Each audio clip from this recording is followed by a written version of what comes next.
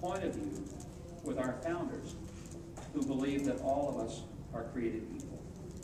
I also believe that if Bob were governor, Iowa would not be one of those states that people scratch their head at and said, they have same-sex marriage. What? Iowa?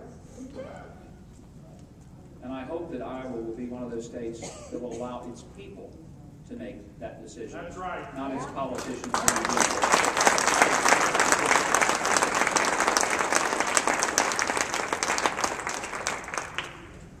And I'm also grateful because Iowa was a place that believed in me when very few places did not. I want to come back today to say thank you.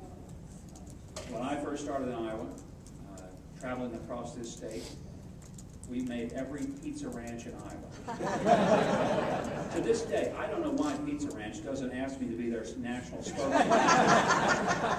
I don't think there's a pizza ranch in the state I haven't visited, because that's all we could afford. If you did a large pizza, they would let you use their meeting room for free. And we didn't need a very big place, because there were only 4 to 5 people showing up at my events. And we did one pizza and feed everybody, and 4 or 5 people would come, and we talked to them and try to get them first to the straw poll and later to the caucuses, and over a period of 4 and 5 became 10 and 11, 12 and 13, and one day we had a crowd.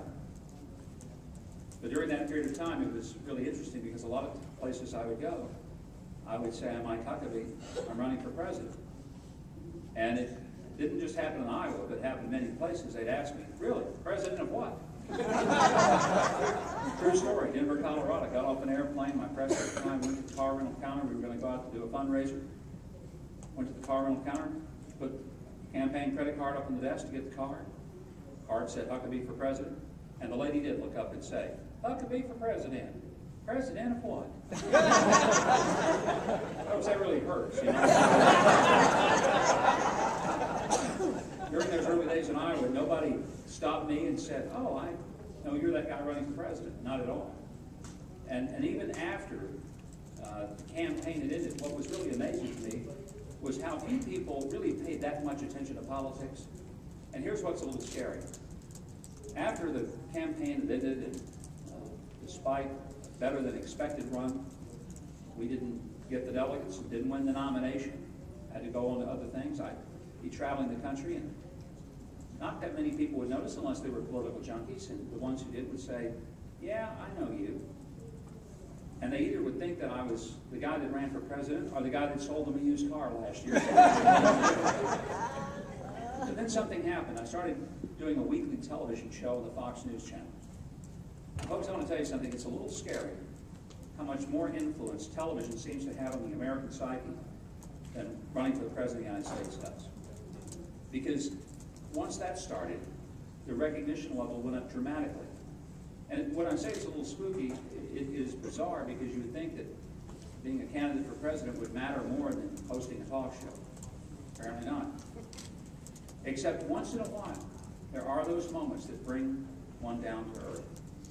I'm on planes 4 and 5 days a week these days, traveling all the time.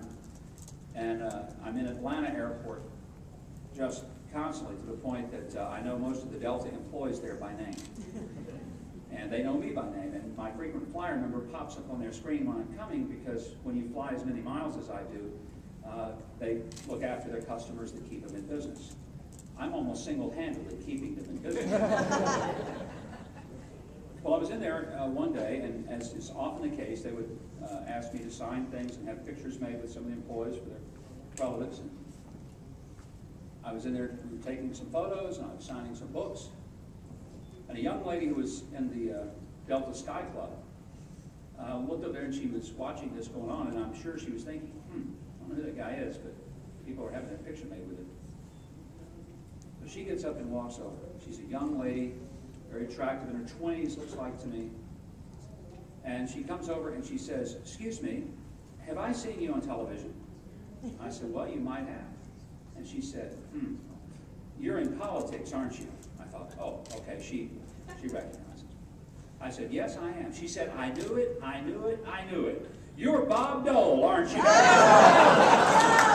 story, folks.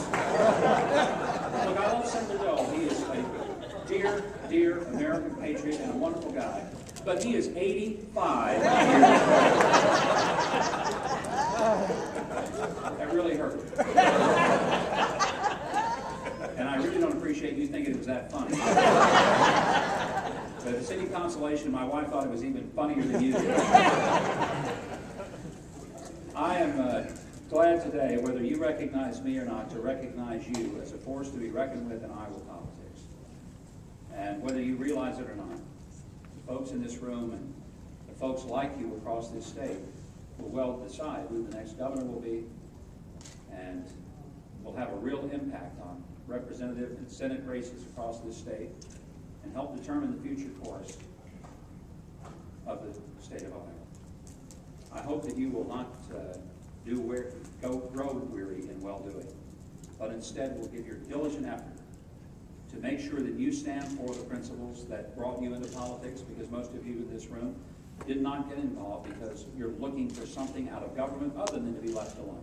Amen. But you're looking for government to at least uphold the things that you hold dear. Yep. And believe that our founders created as a nation, bathed in prayer and conceived as a nation that was given to people who wanted something simple: liberty for themselves and for the future generations. Thank you so much for giving me the opportunity to be with you. It is a joy to be back in Iowa. God bless you, and perhaps I'll see you again this summer when I'm out there campaigning for Bob and some other good folks here in Iowa. Thank you very, very much.